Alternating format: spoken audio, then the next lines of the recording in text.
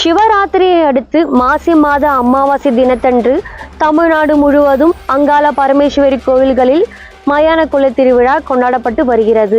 குறிப்பாக மேல்மலையனூர் திருக்கோவிலில் நடைபெறும் மயான கொள்ளை திருவிழா மிக சிறப்பு வாய்ந்ததாக கருதப்படுகிறது. ஒவ்வொரு ஆண்டும் மாசி மாதம் அமாவாசை தினத்தன்று அனைத்து அங்காளம்மன் கோவில்களிலும் இந்த மயான கொள்ளை திருவிழா நடைபெறுகிறது.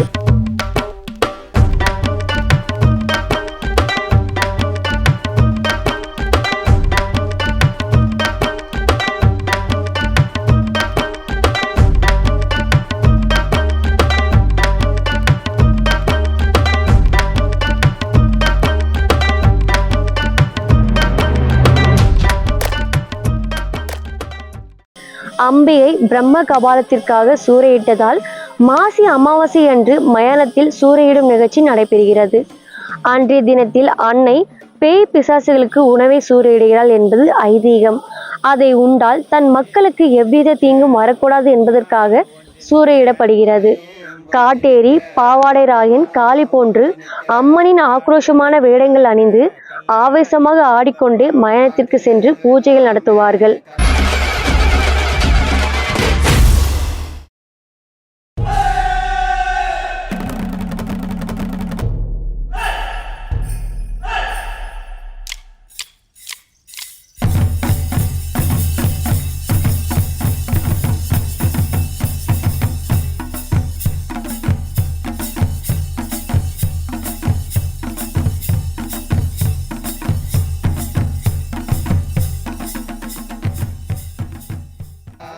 இந்த நிகழ்ச்சியில் வேண்டுதல்கள் நிறைவேறியவர்கள், வேண்டுதல்கள் வைப்பவர்கள் என அனைவருமே அம்மனின் பல உருவங்களை அணிந்து மயான கொள்ளை திருவிழாவில் ஈடுபடுவார்கள்.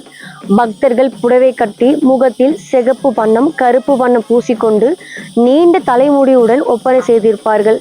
அதில் ஒரு சிலர்கள் ஆட்டு ஈரல், எலும்பு துண்டுகள் போன்றவற்றை வாயில் கவ்விக்கொண்டும் தீச்சட்டி ஏந்தி மயான கொள்ளையில் ஈடுபடுவார்கள்.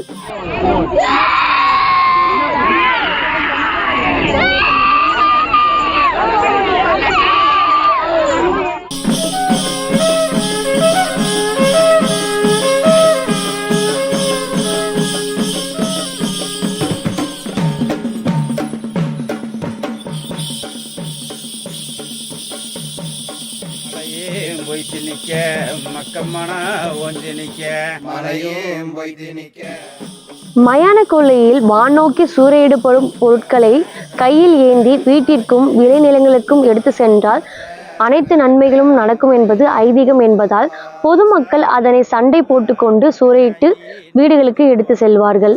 அந்த வகையில் விழுப்புரம் மாவட்டத்தில் பல அங்காளம்மன் கோவில்களிலும் மயான கொள்ளை திருவிழா மிக பிரம்மாண்டமாக நடைபெற்று வருகிறது. அன்றைய தினத்தில் மயான கொள்ளை திருவிழாவில் கலந்து கொண்டு அங்காள பரமேஸ்வரி அம்மனை நினைத்து மனமுருக வேண்டினால் நினைத்து காரியம் நடக்கும் என்பது ஐதீகம்.